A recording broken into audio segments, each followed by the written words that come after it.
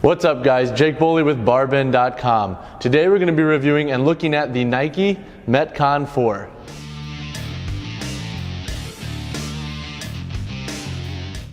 The Nike Metcon 4 is Nike's latest iteration for their famous cross-training shoe model, the Metcon. And that being said, we're going to look at the shoe's construction, how it performs, who could benefit, the price, and then we're going to look at the pros and cons that come along with this shoe model.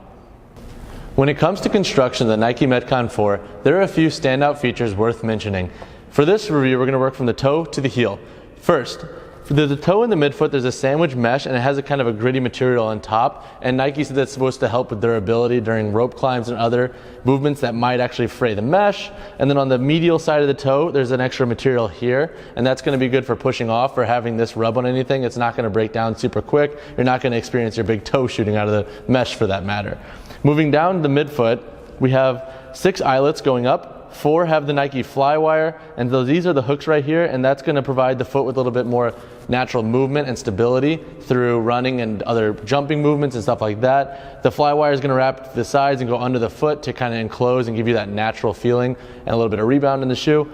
The next part we'll call out is the midsole. The lateral midsole wraps up just like other Metcon models, similar to the medial side. This is to provide extra stability in rope climbs and other movements and kind of help with the long duration wear and tear of the Nike Metcon model. Working towards the heel.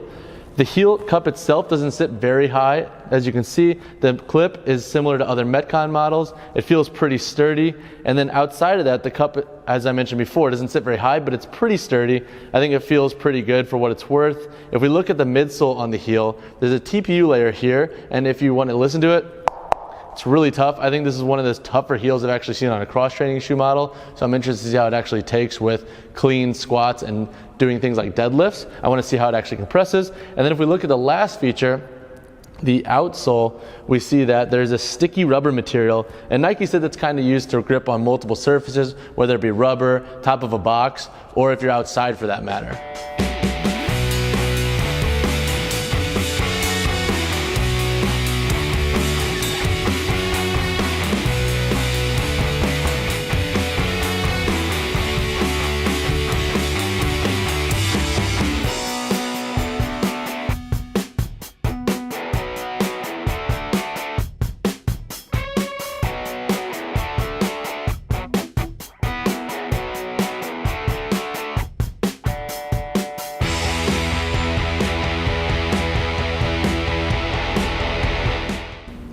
When it comes to the performance test for the Nike Metcon 4, I did 4 tests for our video.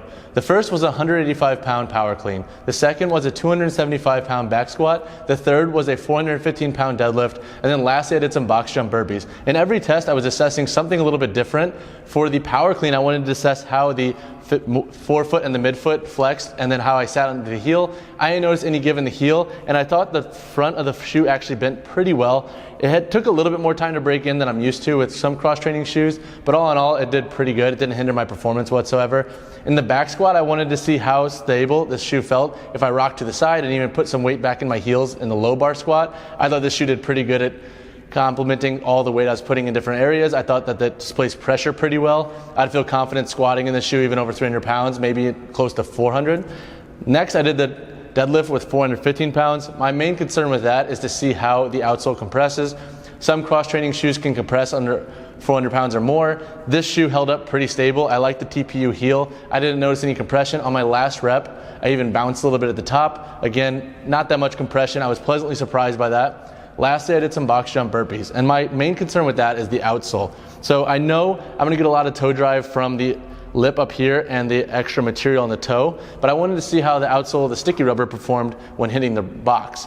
That all being said, when I hit the box, I almost felt like a dart. Like, these shoes have no movement at the top, which was really cool, and I think that's a great feature, especially if you're working out in, let's say, a humid setting, or you're in a floor that might be a little bit wet from sweat. I think that that's a great feature for keeping stability and ensuring you're not going to slip on a box. That all being said, I was a fan of the Nike Metcon 4. It's definitely one of the better cross-training shoes I've tried, and that all being said, I'd give it a 9 out of 10.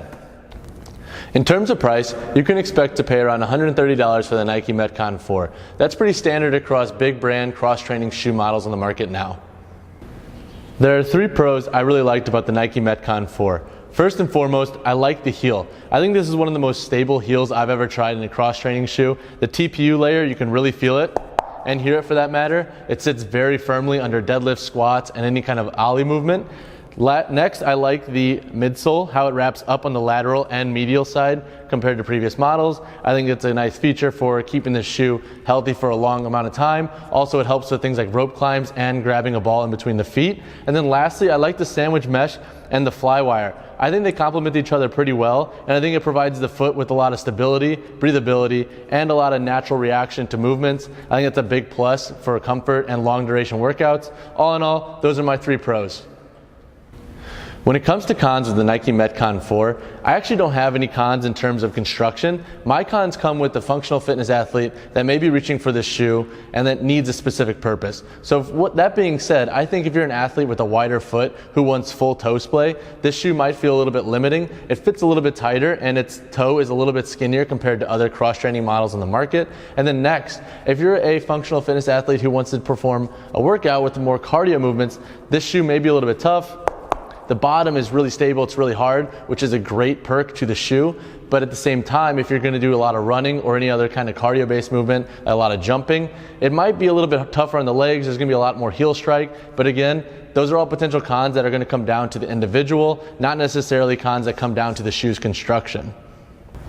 So now, who could benefit with the Nike Metcon 4? As a whole, I think functional fitness athletes can all benefit with this shoe. I think the Nike Metcon 4 is probably the best Metcon that Nike's produced to date. It feels so sturdy, it feels very stable in workouts. I think it's going to benefit a wide variety of athletes. If we had to choose 2 niches within that, I would say a skinnier footed athlete. The Nike Metcon 4 fits pretty snugly on the foot. There's not a lot of wiggle room in it, so if you have a smaller foot, or let's say a skinnier foot without a lot of toe splay, that might be a benefit for you. And then also for the functional fitness athlete who really wants a hard outsole. This outsole is TPU and it's pretty hard to sit back on. I didn't notice any compression during any of my workouts, so I think those 2 niches within the functional fitness athlete realm would benefit most.